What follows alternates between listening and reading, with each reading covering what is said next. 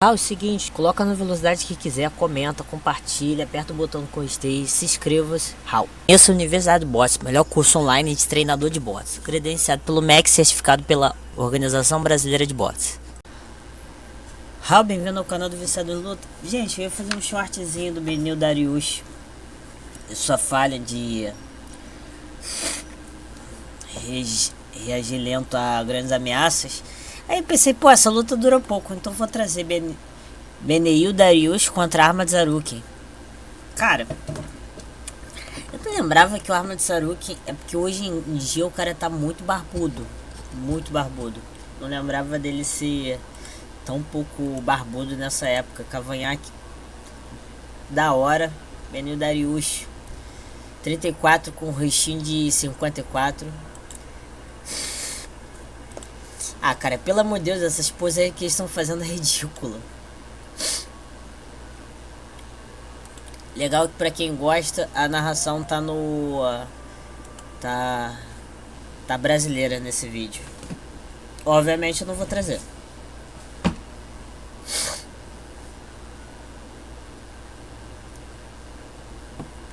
Cara, são dois lutadores bons. Eu vou ser sincero. É raríssimo encontrar um cara extremamente flexível de forma tão natural, pelo que indica, natural, tão soltinho, de forma normal, como o Ahmad Saruki. Além, cara, ele em questão de submissão muito bom, os golpes dele são muito práticos. O interessante é que, diferente de muitos lutadores, ele já começou com uma renda familiar gigante.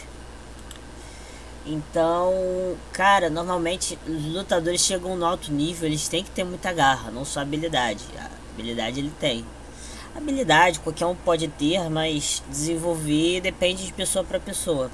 Mas, cara, o que eu acho surpreendente é ele desenvolver essa garra toda sem precisar de um motivo financeiro. Isso eu acho maneiro, isso mostra que ele é diferenciado. Cara, Beneil Dariush, eu não conheço muito sobre ele. Ahmad Saruki um pouco, só o suficiente. É um lutador americano assírio. Do MMA, compete nos pesos leves. Cara, normalmente o negócio em português é muito pouco denso. Ele esteve no 12º posição do ranking. E nasceu os pais cristãos assírios em uma fazenda perto da província do Azerbaijão, no Irã. Na época dos 9 anos ele veio para os Estados Unidos. Cristão devoto, frequentemente mencionando afiliações religiosas durante o UFC, trabalhando, promovendo uma consonância de fé, patrocinou um orfanato, uma escola cristã no Haiti. Cara, que legal. Eu sei que ele se tornou Hall da Fama por contribuição social. Provavelmente por conta disso. Muito legal.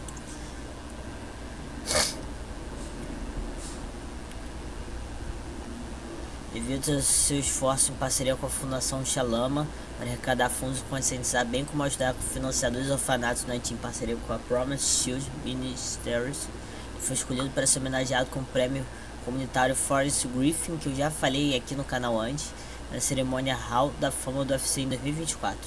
Ele também ensina jiu-jitsu e defesa pessoal para jovens de 8 a 17 anos aqui em MMA 5 dias por semana. Cara, é legal. Meu amigo, ele já foi campeão mundial de Nogi.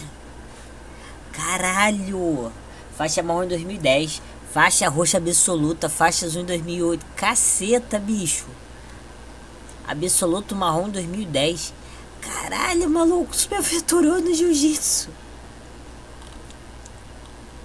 Vou falar que a base dele é jiu-jitsu e tal, mas puta merda. Tanto que é engraçado vocês veem que só teve uma derrota por submissão.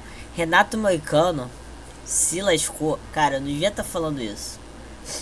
Eu vou colocar numa saia justa com o rei das bets brasileiras. Mas, cara, Renato perdeu muito por tentar fazer submissão.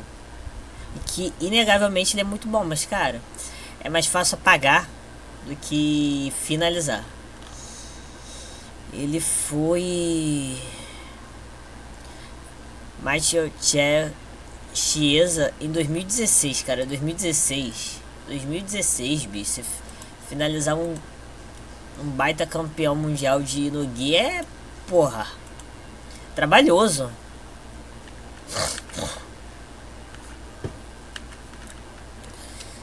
Cara, eu vou ser sincero, pra mim, cara, tem muitas lutas. Tem muitas lutas que, cara, não, na verdade essa não entra nesses casos, mas é uma luta, cara. O Darius na trocação ele reage muito. Parece que não tem instinto de sobrevivência na trocação. Pelo menos esse instinto de pá! Começar a agir quando a situação tá sinistra. Então, até certo ponto, para um cara perigoso, explosivo, jovem, forte como o Arma, é tipo Beneil Dariush teria que lutar numa saia justa. É quase permanente nessa luta. Então é uma luta que, cara, não falando que ele não tem chance de, ele não tinha chance de vencer, mas o histórico compromete um pouco. E Arman Tsarukyan é sinistro.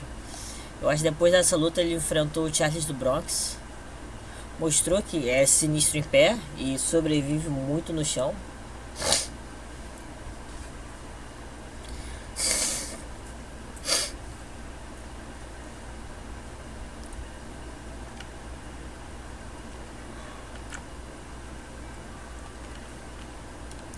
Olha o Parrumpa.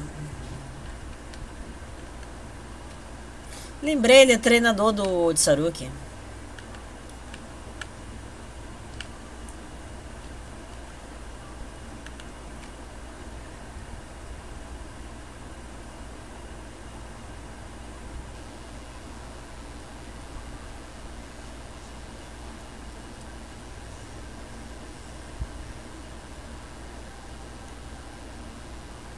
Beneil Dariush tem muita luta, hein?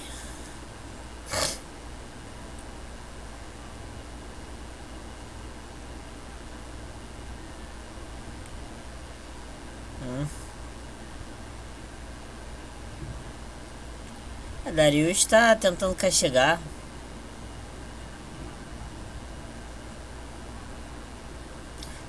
Cara, essa guarda alta pra uma base 10 contra canhoto no MMA não é boa. Até aqui tá bom. Eu lembrava que era mais curta a luta. Eu lembro, com segurança, o nocaute foi fulminante.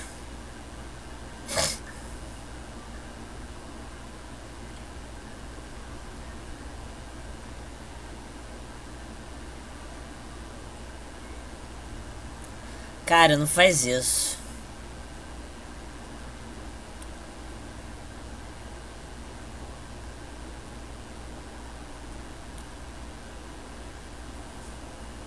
Destruiu.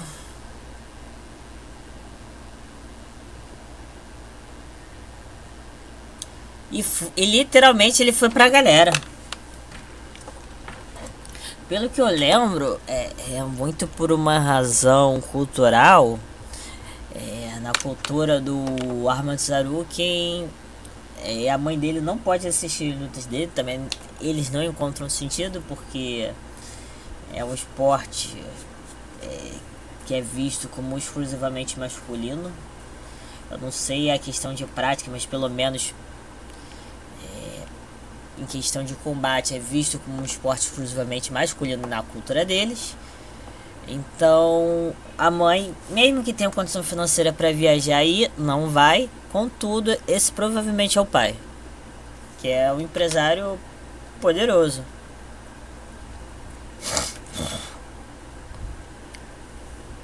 Correu pra galera, filho.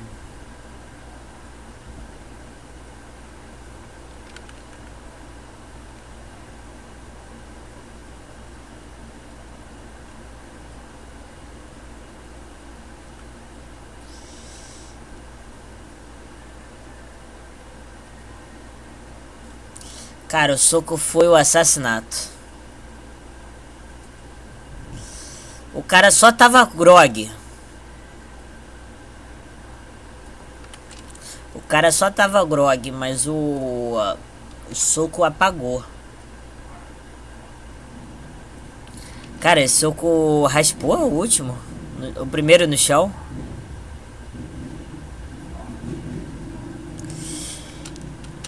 Caralho, errou.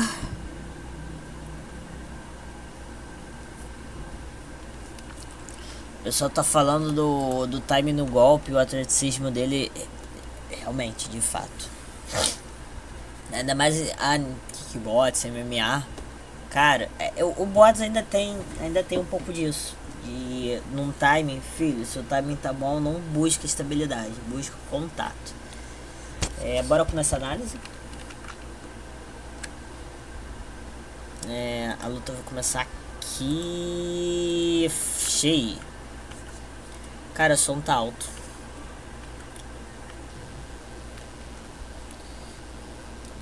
Cara, eu queria um fone monstruosamente potente que tu escuta do outro lado do mundo, pra eu deixar ele no máximo mais distante de mim. Não gosto de fone de ouvido.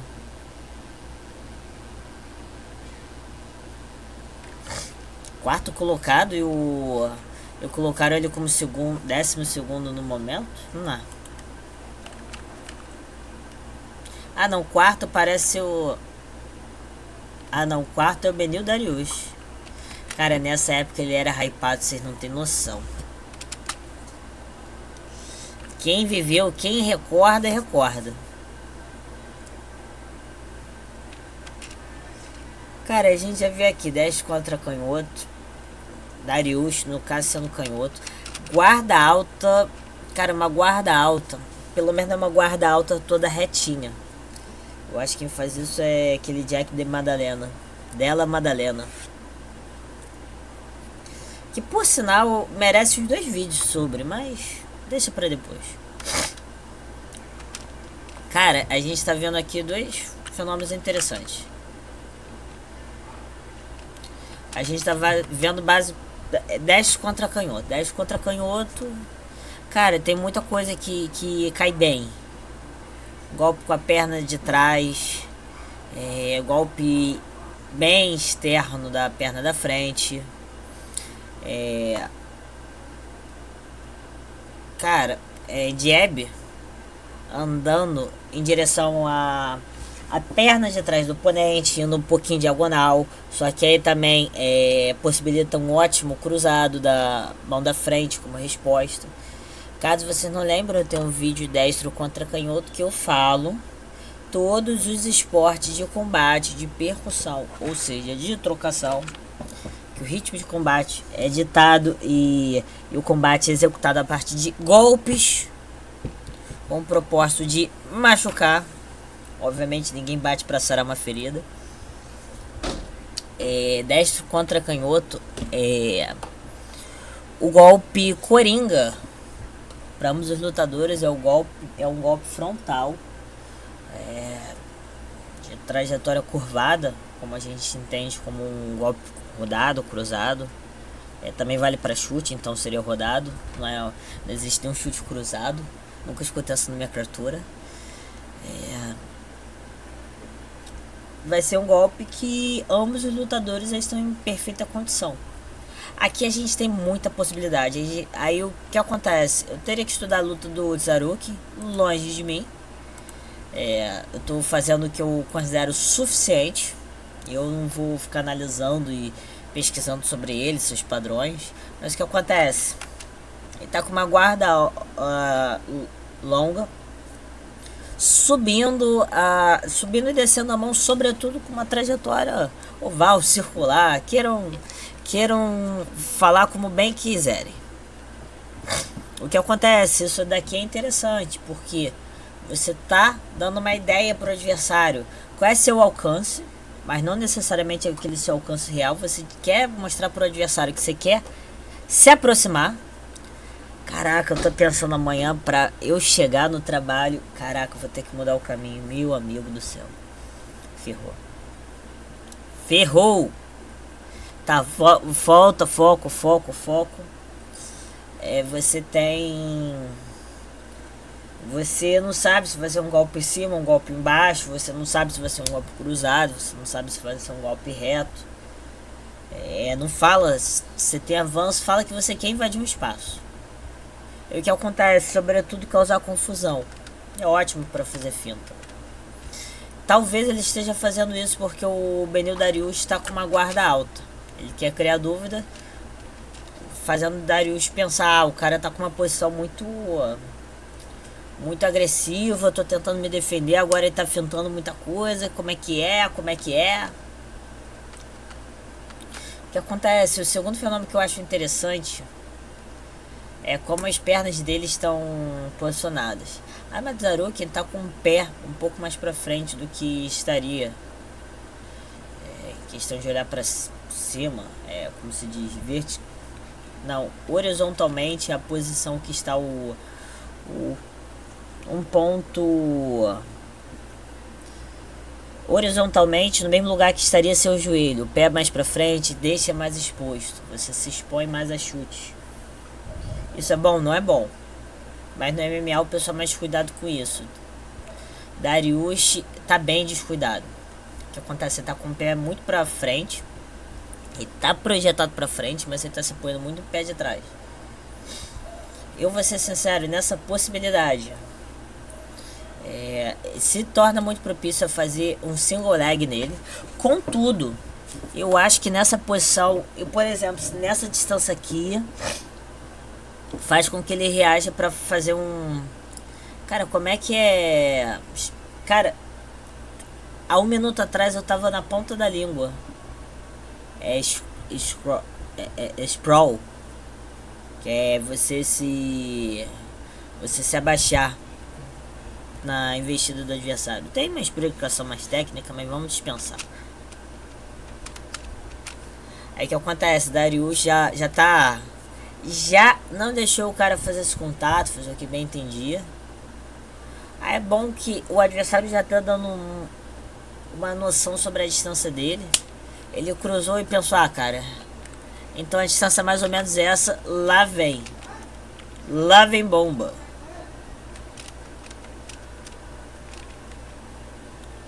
Vamos diminuir a velocidade. Cara, eu gostei de alguns comentários. Darius já acabou de ser enterrado, tenha uma respeito. Entre outros comentários. Invadiu esse espaço. Tsaruken não é bobo, começou a andar pra trás. E o cara avançando, maluco. Chute estalando. Um chute médio. Cara, esse Darius só acertaria isso na cabeça se Tsaruken tivesse andado um pouco pra direção da perna da frente própria. Cara, mas puxou-lhe um chute. Como levou a perna, direção do joelho, o giro de quadril, maluco, que paulada que essa bodega ia ser. Um chute relativamente perigoso, tá, gente? Dessa invasão, Darius está reagindo da seguinte forma: você tá querendo deixar a mão pra frente, fazer eu ficar em dúvida? Beleza. Então vem, filho, é só na perna. Low kick. Tsaruken andou pra frente, Darius saiu, então Darius não tá sentindo 100% de confiança em ficar se expondo ao perigo, sem motivo. Sem motivo, leia-se, o cara tá numa posição que ele só tá buscando distância, tá me estudando, não tá fazendo nada, vou bater. Se o cara realmente parar pra tentar fazer alguma coisa, é melhor eu dar uma pausa. É meio que o que tá rolando. Jab, mão da frente. O que é inusitado é que, se a gente ver, ele tá fazendo muito um jab. Ele tá fazendo muito um jab em que a pisada dele está para dentro. O que acontece? Se ele pisa para fora, ele tem possibilidade de avançar mais. ele avança mais, se expondo menos ao perigo da mão de trás, comparado ao que ele se expõe com a mão da frente. Contudo, nessa posição, com a pé um pouquinho para dentro, o cruzado da mão da frente do Darius se torna menos letal. Se coloca o pé para fora, se torna mais letal, porque fica mais de encontro ainda. Aí o que acontece? Com os pés para dentro, possibilita muito ele mandar um direto. Contudo, a gente tem que olhar uma coisa: eles estão muito frontalizados. O que é normal quando o lutador luta na destro canhoto. Normalmente quando a pessoa está tentando fazer uma base que não é a sua comum, ou às vezes também como receio quando é uma luta destro canhoto. É isso que eu quero apontar. E o que acontece? A pessoa pensa, maluco, essa situação tá desconfortável para os dois. Se o cara tiver uma bomba, eu tô ferrado. Então vamos ficar só na mão da frente. Se o cara me nocauteou só com a mão da frente, imagina se usasse a mão de trás. É sobre isso. Então nessa possibilidade, ele não conseguiria fazer um direto. 1-2 aqui seria o Dream, mas não dá pra sonhar. Darius está tentando avançar. Tenta um jab, um cruzado, mão da frente. É o que eu estou apontando. Detalhe pra você ver. Cara, é isso que eu falo. Os lutadores de MMA, eles têm tantas preocupações que eles não conseguem. Ai, caraca, minha cabeça. Porcaria de janela. Eles não têm profundidade sobre situações.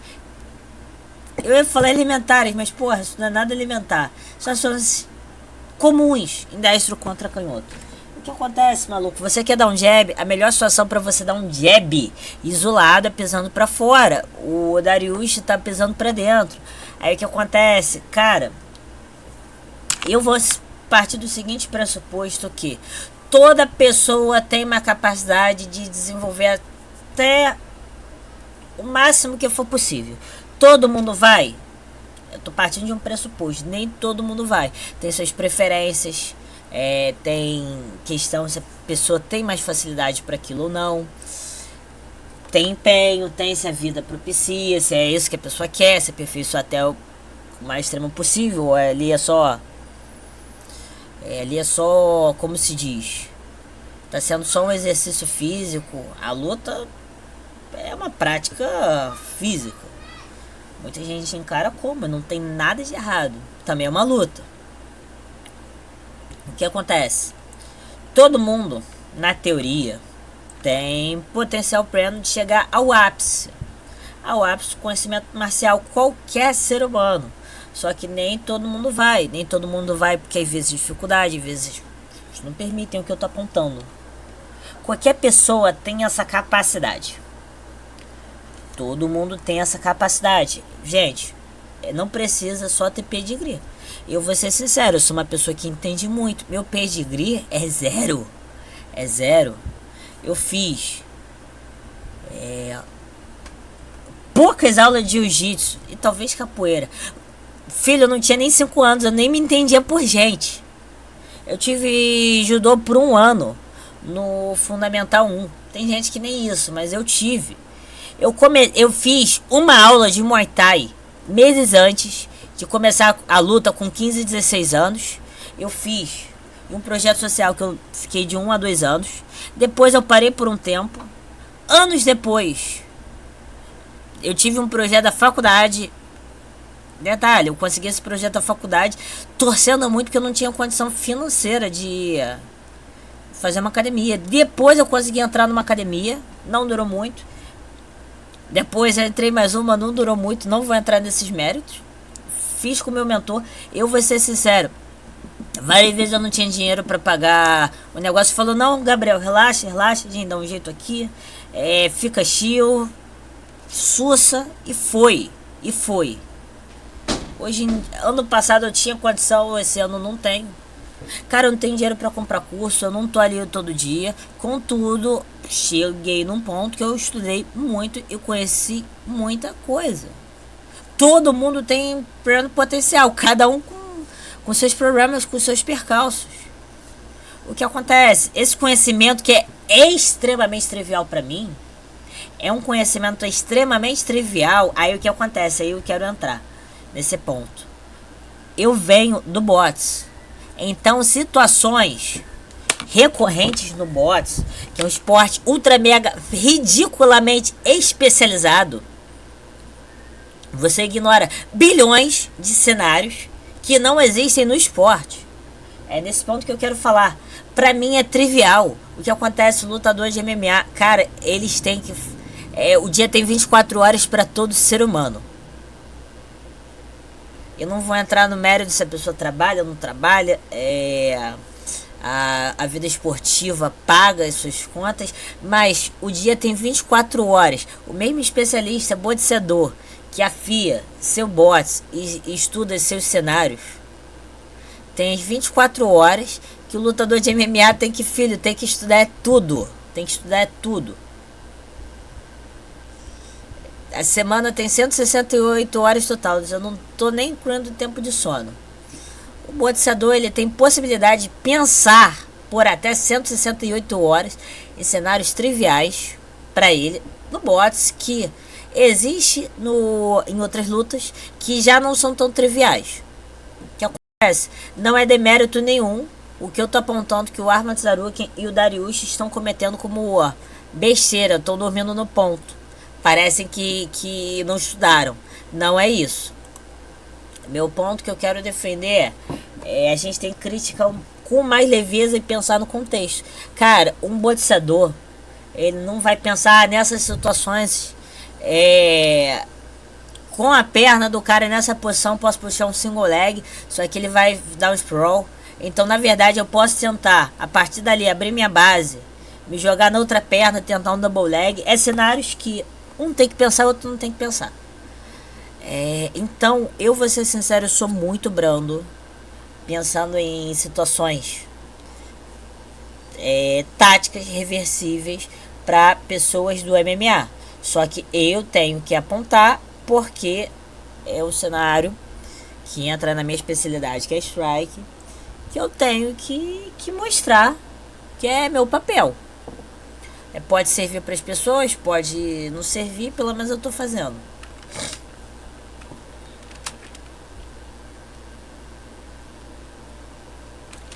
É interessante que cara, aí vocês veem que os caras são espertos, eles são lutadores, cara. Eles têm que treinar o bots, eles têm que treinar o kickboxing. Eu tô falando da ideia de socar e chutar, sendo que eles têm que pensar em alguns lutadores, eles vão ter professores que para golpes mais fortes, isolados em chute ou cotovelado, joelhada, eles vão treinar Muay Thai. Para questão de volume e combinação vai ter kickboxing. Para alguns chutes bem amplos, não tão comuns, nesse cenário que o pessoal usa muito Muay Thai, vai ter treinador de Taekwondo, vai ter isso, vai ter aquilo, cara. O wrestling, grappling. Tu vê que o Tsarukyan tá vendo que o Dariush está avançando com a mão da frente e tá tentando encaixar um cruzado da mão da frente. Tu vê. Eu falo, uma das coisas mais triviais do cenário destro contra canhoto é que todo mundo que para 10 minutos para pensar nos golpes, 10 minutos, vamos deixar 10 minutos pra eu sou destro, 10 minutos eu sou canhoto, qual é o golpe que ambos os lutadores têm muita facilidade para executar e se torna um golpe muito adequado? Cruzado da mão da frente. Então, cara, tu vê que o Tsarukyan é diferenciado. Eu vou ser sincero, aqui ele se mostra à frente, cara, os 70% e 80% dos lutadores de MMA, só em questão de noção de trocação. Aí o que acontece? Eu vou ser sincero. Quais são os erros do Dariush nessa bodega? Tem vários. Mas sobretudo eu quero entrar nesse último golpe, swing. Cara, de Tsarukyan, muito espertamente. Eu quero até pegar um pouquinho, 3, 5, 5, tá bom. Eu quero falar da pegada da passada. Ele tá andando com o pé de trás para trás, correto? Tá tentando cruzar da mão da frente. Não, esse igual vai ter que depender de timing, porque a produção cinemática do soco aqui é muito desfavorecida. Você não consegue nem girar quadril direito nessa história. Se você gira, você tá muito vulnerável. E aí você fica totalmente frontalizado. Mas o que acontece? Ele errou o golpe, ele vai firmar a base, que é quase o limite do que ele pode ir. Ele vai tentar esse golpe. Se errar, ele tá saindo do golpe. Aí o que acontece? Já saiu com a perna da frente pra esse lado. Aí ele vai puxar outra perna. Puxando outra perna, o que acontece? O erro do Tsaruki é não ter levantado a mão da frente. Era pra ter levantado a mão da frente, que ia ficar muito fechadinho. E cara, Beneil Dariush tá vendo que o cara tá escapando pro lado direito e tenta golpear com o lado esquerdo de forma extremamente cara, eu não lembro o que eu ia falar, mas tenta esquivar pro lado. Ele tá tentando golpear de forma muito ampla com a mão esquerda, se projetando pra frente. Cara, ele tá jogando, ele tá desequilibrando ao extremo. Cara, se isso fosse um cenário que tivesse repetido dentro desses 23 segundos mais vezes, cara, o Tsaruki, mas ele ia meter a mão na cara do Dariush. O correto era o Dariush. O melhor cenário possível para esse golpe ter vindo. O Dariush está tentando golpear muito com a mão da frente. Beleza, justificável. Agora ele quer golpear com a mão de trás quando o cara saiu da direção. Não existe justificativo. O correto era: tenta trabalhar a mão da frente, tenta o direto, pelo menos para fintar para o adversário. Pensar, cacete, ele vai me encaixar um direto, eu tenho que sair da rota do direto. Cara, joga um direto só de finta. Só de finta. Aí o cara vai sair do direto, aí tu encaixa a mão da frente. E tu vê, apesar dessa situação, ele não conseguiu encaixar um tiquinho a mão. Só que numa situação bem desequilibrada, mal distribuiu força, só jogou. Quer dizer, distribuiu muita força, mas numa situação muito delicada. Ih, pera aí, tela cheia. Aí o que acontece? Cara, Dariush, ele tá com a guarda muito alta. Beleza, guarda muito alta, é bom pra defender soco, só que guarda muito alta é complicado quando você tá lutando com maior variedade de golpes do que somente o soco. O que acontece? Ele tentou tirar a mão do cara, beleza. E eu vou ser sincero, a partir desse momento, o Tsaruki, ele podia ter ideia que o cara tá tentando impedir que eu venha com cruzado, dá-lhe cruzado, porque essa mão aqui tá ótima pra defender de golpe reto, não cruzado. O que acontece? O Tsaruki, nesse momento, cara, uma possibilidade que vocês veem que ia ter 100% disso. Caraca, que janela enjoada! Vou ficar com um galo na nuca. Cara, ele podia ter fintado um cruzado e o cara ia ficar muito... ia se fechar, ia girar um pouco o quadril, sobretudo lá de trás, um pouquinho mais pra frente. E em nenhum momento, se finta um golpe, se ele não faz um cruzado, vindo com a mão de baixo, como se fosse um uppercut, um smash da vida, mas faz como um cruzado, ele não desceria a mão. Golpe, chute no corpo, cara. Chute no corpo. O que acontece é que essa guarda é uma guarda boa para defender. Você consegue defender se você presta muita atenção. Você tem olho, você tem leitura, você consegue se defender. Eu vou ser sincero, o pessoal falar, você não consegue se defender e você não consegue ver que golpe vem com uma guarda alta. Sinto muito, desculpa, mas você não tenta Se você afirma isso, você não tenta, você consegue. Se você vai ter êxito ou não, é outra história. Eu falo por mim, adoro guarda alta, adoro me defender. Eu acho que para treinar eu sirvo melhor esse propósito assim. E o que acontece? Guarda alta, filho. Eu já defendi de dezenas de golpes em sequência. Tu vê. Se tu não vê tão facilmente, tu não vê tão tranquilo. Se você tem uma guarda mais dinâmica, beleza, aí tu consegue mais. Mas tem que ter leitura. O que acontece? Darius aqui parece que tá reagindo e tá lendo. Mas existem complicações. A guarda alta, boa, não é segurando a cabeça. É com as mãos próximas do tronco. Caraca, do tronco. Desculpa, eu ia falar a frase seguinte. Próximo da testa e movimentando o tronco para trás. O Darius está cometendo um erro gravíssimo. Gravíssimo. De estar projetado para frente, cara. Ele tá adiantando a distância para o adversário. O que acontece é que tu vai defender menos e vai ter menos firmeza com a mão na testa, vai ter. Só que você tem que estar se jogando para trás para dissipar força. Você tem que colaborar consigo. O cara se projetando para frente, cara, eu vou ser sincero, é horrível você se defender mega projetado para frente, mega jogado para frente. Qual justificativa? Existem justificativas que tornam uma coisa legítima, ótima. Ponto. Se você está empenhado em desempenhar elas. Se você não sabe o que está fazendo, filho, não faz, achando que é bom. O que acontece é que...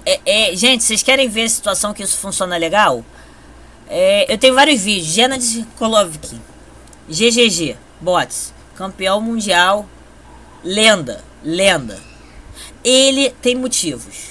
Ele tem justificativos e ele faz pautado nelas.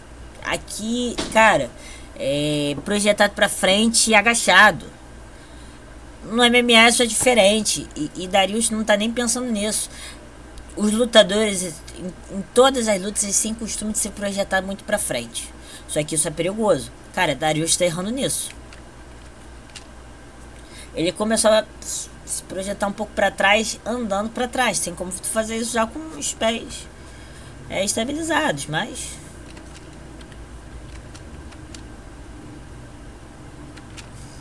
O bom é o lutador ele não se projetar muito pra frente na hora da luta, ele só se projeta na hora de golpear.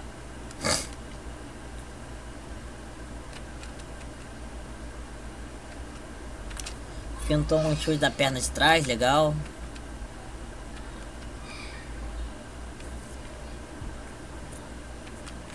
Situação inicial do combate, bom. Darius está tentando o JB andando pra frente, Tsarukin tá tentando acertar um cruzado. Cara, eu vou ser sincero, eu não conheço toda a equipe Brazilian Top Team, a gestão atual, ainda mais nos Estados Unidos. Cara, pera aí, o Tsarukin é colega de equipe do o Canibal Pantoja, não tá na América Top Team? Leve, American Top Team. Pantoja, é verdade, Kala Harrison. Cara, maneiro. Colega de equipe. Cara, a Pantoja, apesar de não ter um bots extremamente refiado, extremamente técnico, o cara tem noção da trocação. Dustin Poirier, cara, o cara é muito bom, muito esperto de trocação. Eu não sei se faz parte da gestão atual, sobretudo os treinadores de strike. Cara, aqui tem os nomes muito bons. Renato Moicano. Tem muitos nomes bons do Renato Moicano. Não, zoeira, o cara é muito bom também. Só tem uma base muito de Wester. Mas faz parte, não tem. Isso não é defeito. Cara, interessante. Eu vou ser sincero, a América Top Team na trocação é bem esperta, hein? Tá, a gente tá falando de um dos lutadores da nata da equipe, mas, pô, é um bom indicativo. É porque eu vou ser sincero, cara, eu não tô falando isso de forma provocativa. Não é briga, não é incentivo a treta. Mas o que acontece? Quando vocês veem um lutador... eu vou dar... Cara, eu vou me quebrar as pernas. Eu vou chegar direto ao ponto. Cara, eu acho que o pessoal os treinadores da American Top Team são muito mais perto que a Fight Nerd. Aí, o que acontece? Algumas pessoas vão falar, cara, não é difícil. Calma aí, porra. Tira a camisa de hater. Eu tô falando, eu vou falar e eu vou defender meu ponto. Cara, o que acontece? Quando você vê a nata da equipe fazendo alguma coisa, você pensa, cara, isso pode ser uma sacada individual ou pode ser uma coisa que é passada pela equipe. É uma noção rotineira nos treinos. O que acontece? Quando você tem uma resposta,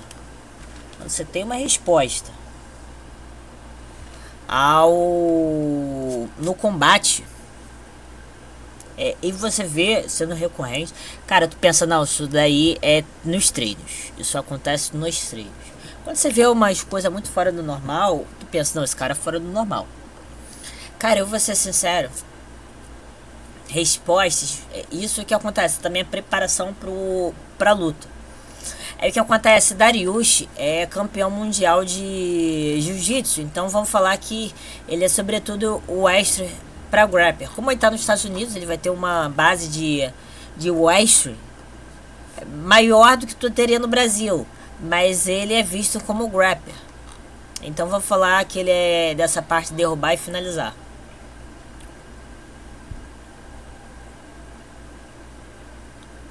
Um instante. Cara, ele tem 5 nocautes de 23 de 31 lutas, sendo que tem 6 derrotas por nocaute. Na trocação tu vê que esse cara já não é isso tudo. Na submissão ele tem 8, cara. Por decisão ele tem 10. Então ele é muito mais respeitado como um cara da submissão do que da trocação. Então o que acontece? Eu admito, até esse momento ele tinha 29 lutas. Sou completo ignorante a carreira do cara, mas eu acredito que ele não é visto como um trocador de elite na categoria. Então, se o cara não é um trocador de elite, então as pessoas não vão se empenhar ao extremo para estudar as suas falhas na trocação, seus vícios na trocação. Quer dizer que isso é estudado. Quer dizer, isso não é necessariamente estudado. Isso é uma coisa frequente. Então, todos os lutadores da América Top Team, na minha conjectura, nesse cenário de o adversário 10 contra canhoto, debiando pra frente, eles vão ficar jogando a mão da frente, aplicando o cruzado. Isso diz que, cara, é uma equipe estudada, é uma equipe interessante. Aí meu ponto é, na Fastness tu não vê respostas programadas exatamente boas. Cara, não é nada elementar, nem pro bots. É uma coisa um tiquinho mais avançada. 10 contra canhoto, você usa a mão da frente. É uma coisa elementar quando você pensa no cenário, mas não é elementar para o esporte. Pro MMA mais ainda. Cara, isso é uma coisa interessante. Aí o que acontece? A gente vai ver lutadores da Fightnet que, cara, eles não respondem de forma, nossa, mega brilhante, mega estudado. E tu não vê esses padrões, porque, cara, até certo ponto eu acho que eu já assisti luta de todos. Todos os 4 principais. E o que acontece? A gente não vê isso. Aí a gente vê umas sacadas, umas leituras que parece ali da hora do adversário, do lutador. Porque o que acontece? Aqui a gente tem 1 minuto de luta, nem 1 minuto. E o Tsaruki ele já mostrou 2 vezes. Logo inicialmente, cara, nem 30 segundos. 30 segundos de uma conversa, tu nem pergunta como foi o dia da pessoa direito. E o cara já jogou o cruzado da mão da frente. Cara, como saber se o lutador é esperto e tá estudando e evoluindo ali ao decorrer do combate? E se é coisa da equipe? Isso já apareceu logo de cara? Já apareceu logo de cara da equipe. Depois 2, 3 minutos. intenso, estudando. O cara veio com isso, então é do lutador.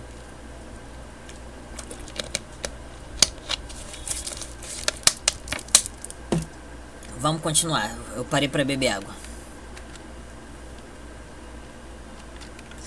Cara, o que acontece? Darius, talvez se ele não fizesse um overhand mega projetado da mão da frente, cara, ele não acerta o overhand da mão de trás, porque ele tá lutando como canhoto. Porque se fosse destro, daria muito pouco tempo de leitura. Esse talvez seja o golpe mais distante, mais fácil de ser lido em destro contra canhoto. Então, ou seja, ele não tá distante de pegar, mas ele tá dando todo o tempo possível pro Tsaruken ler. Cara, aplicam direto, não sei, cara. Esse overhand não tá a cabeça. Cara, e o que acontece? Guarda fechada. Ele tá vendo, cara. Porque eu falo. Eu não entrei nesse ponto, mas um dos defeitos da guarda fechada projetado pra frente. O que acontece? Guarda fechada, se você não tem boa leitura. A guarda fechada tem defeitos. Tudo, 100% de qualquer ação, qualquer postura, tudo que existe em luta é passível de ter defeitos, de ter falhas. Tudo, 100%. O que acontece? Existe falhas na guarda alta que elas, como tudo, mas sobretudo os problemas da guarda alta, elas são anuladas por uma boa leitura, porque o defeito da guarda alta é bloqueio de visão, mas se você tem uma boa leitura, uma capacidade de compreensão do combate, você não se ferra. Tu não se ferra. O que acontece? O cara tá projetado pra frente, ele tá pedindo um golpe. O Tsaruken praticamente ele viu, o cara tá com guarda alta, um golpe cruzado, coisa que eu falei lá atrás, mas eu pensei, cara, tá muito trivial esse possibilidade de um golpe cruzado. Eu quis ir pro outro lado. O que acontece? Eu ia até falar a guarda alta. Cara, a câmera agora ia ser boa. A guarda alta, quando você coloca ela segurando assim na cabeça como ele tá fazendo, ela vai estender pouco abaixo da linha do ombro. Se você tá projetado para frente, você consegue ser um pouquinho mais amplo. Só que você tá projetado para frente, se defendendo, você tá jogando contra si próprio. Quando você abaixa para a altura da testa, o que acontece? Você vai baixar quase um palmo. Quase um palmo. Aí a gente está falando de uma guarda que já está acima, mas muito próximo do plexo solar. Aí o que acontece? Você agacha, você desce um pouquinho a mão, tu defende mais. A guarda tem que estar numa altura que é bom para tudo, porque ele tá ficando com o corpo extremamente vulnerável. Bateu o golpe não fez lá muito impacto, clinchou, filho, clinchou. Cara, o Tsaruken, o Darius, ele tinha que ter, porque ele tonteou um tiquinho com esse soco. Ele tinha que ter se empenhado com ficar com essa guarda alta. Entrou ajoelhada, só que ele fez muito esforço de levantar. Então a joelhada não pegou tão cheio. Mas, cara, ele pegou 2 golpes que machucaram. E direto no interruptor. Cara, agora, vamos falar. Deixa o técnico. Cara, eu vou ser sincero. Eu bato palma pros treinadores da trocação da América Top Team. Cara, isso aqui é muito lindo. Deixa eu ver. Eu sei que... Cara, Cara, eu acho que não... Eu acho que eu consigo encontrar relação. Eu lembro que existia na época, mas deixa eu só...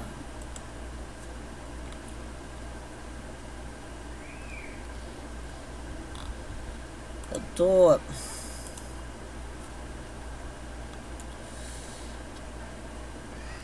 Cadê a academia? Zahab, que foi o maior treinador dele. Qual região? Novo México. Quebec. Não sei onde fica. Colorado. Renzo Gracie Academy. Midtown Manhattan. American Top Team fica onde?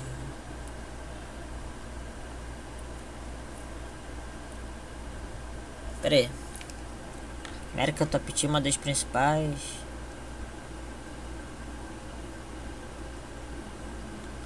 Florida. Cara, tem que... Porque o que acontece? Essas coisas são... Tinha um fenômeno. Nos anos 90 para os anos 2000. O pessoal do MMA americano, a depender sobretudo do eixo, tinha bases muito interessantes de wrestling com outras lutas. Então tinha muito você golpear avançando e se abaixando. Cara, era uma isso daqui é um estilo muito criativo pro MMA. Pro bots, isso daí chama extremo oportunismo. Não oportunismo no sentido ruim, mas é no sentido de aproveitar toda a oportunidade. Porque o que acontece no bots, a ideia é diferente do MMA. Eu quero entrar aqui no mérito. Bateu joelhada, nem desceu, já começou a aplicar o golpe. Cara, eu vou ser sincero, eu amaria ter câmera agora pra executar esse golpe daqui. O que acontece ele fez um golpe com a mesma perna que... Ele deu um soco com a do mesmo lado que a perna que deu a joelhada. Ele tá voltando e ele tá fazendo um direto voltado ao cruzado, que quando ele abaixa a perna e ele move o ombro, até certo ponto ele se projeta para frente. É como se ele tivesse com as costas para trás, enquanto ele executa, ele vai com as costas para frente. Então tá movendo o tronco, tá jogando o peso dele no golpe. Então é um golpe muito mais forte. Isso lembra até um certo ponto o soco do Superman.